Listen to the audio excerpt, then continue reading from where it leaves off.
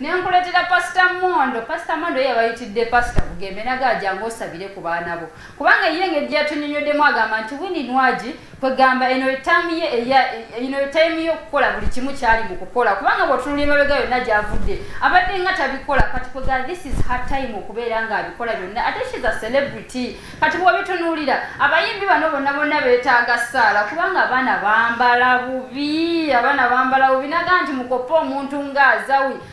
kugamba ennyimba zazikuba tayambala bubi oba naye lwakuba yakatandika butandizi tumulindemu kaawo mu maaso naye n'atandika otukuba obupatulwa simanyi nakumanya naye abagaye mulabire ku mukyala azawi ebintu ebyo mutandika okubikoppa naye mulekerawo okutuma nsula musooka mwowulireko Pastor Mondo engeri gye yabaweereza essaala n'ayegayirira Pastor Bugembe ajja asabire ku bantu be ku baana be ba artist ate abawunya annanga nekigambo kyakolesezza musooka mwowulireko mwennyininyini ng'ayogera ku bino atunda yoresa yatera okumazaawo atunda yoresa teri kikuwambaza ngoye enyimpi n'olaga akabinako nga tolina kyotunda. Sure. It's a character. Yanti ze nkubulira okuyimba kyanjawulo no character yanjawulo ate n'okuba nti ne covid yajja. It's unfortunate kyabadde ku mukwano gwange Winnie Nwaji nti yalaze kabina n'ebintu ebirala naye ate alaba n'abantu abalala abeetaaga okuyamba. I think there's something wrong. There was a moral character problem decay. And kino kyengeza kugamba abantu nti bebalwawo Winnie Nwaji bino byakoze leero yalwawo kubikola. So lugambe ekyo ekiseera kye time yatuuse butuusi biri muyimbi yenna nga naatera okukola exit bwati bwakola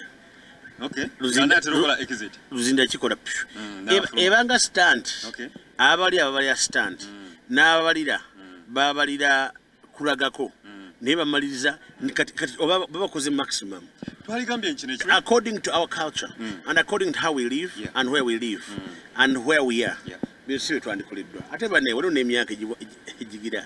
naye ng'emyaka girimu egiti yali badagamba nti .com-ways ate waliwo n'okulaga akabina nga tekaliiyo nga kalimu ebituli n'ebintu ebirala kwegamba okulaba oti bifaananyi ogandi maama n'omwana mamukuba mpiso zaayizaki zaayiza bulwadde zaayizaki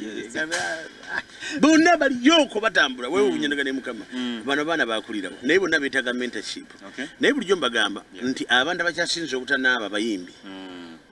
bebasinga okuwunya. Pastor Bugembe bakubidde omulanga munne jangu osabire abaana bo enseggwawo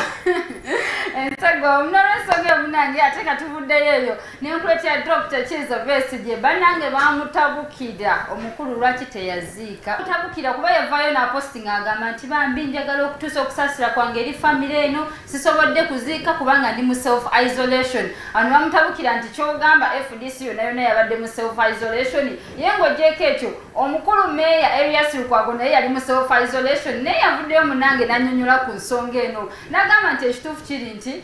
saasobola because nina omuntu gwe nali naana eyali omulwadde kubanga bamutestinga n'atestinga positive ate kati nange engeri gye namuli okumpi nalina okugenda okwe-self isolatinga yensonga lwaki saasobola nakugenda ku famire yeeno mukulu okuba nti mbakubagiza naye nga mbasuubiza ensonga zino nga ziwedde bulungi ngenda kubanga ntuukirya famire ntuuse obusaasizi bwange saabantu mulekeraawo okubanga munjajinga lwaki saagenda kuziika nange nandiyagadde ebigambo bibeere bitono omusooke muwulyeko omukulu Dr. Kizza Besigye nga nyonyola ku nsonga eno ddala lwaki teyagenda kuziika.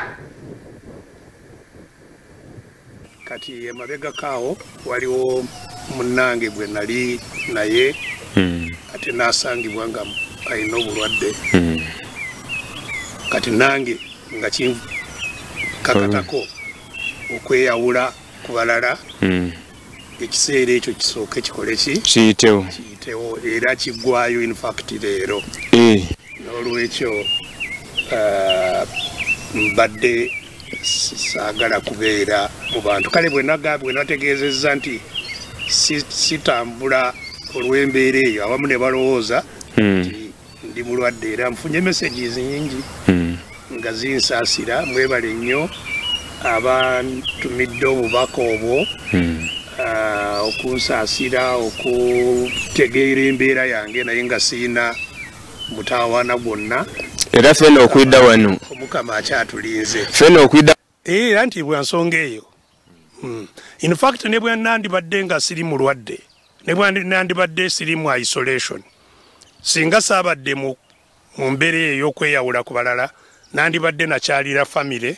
nga famire nembasaasira nembakubagiza sandigenze mu kuziika era kubanga abantu baffe ensonga eno ey'obulwadde tebanagitwala ng'eri sirias era y'ensonga lwaki osanga abantu 10,000 bonna nga beetadde mu kafo kamu ekintu ekyo si kyamagezi kiri kyembadde njogerako nti abantu balina okutegeera so ne bwe nandibadde siri mu mbeera ya kweyawula sirowooza nti nandigenze kuziika naye nandibadde nakyalira famire nange nja kugikyalira nja kukyalira famire y'omugenzi munnaffe Seya mbakubagize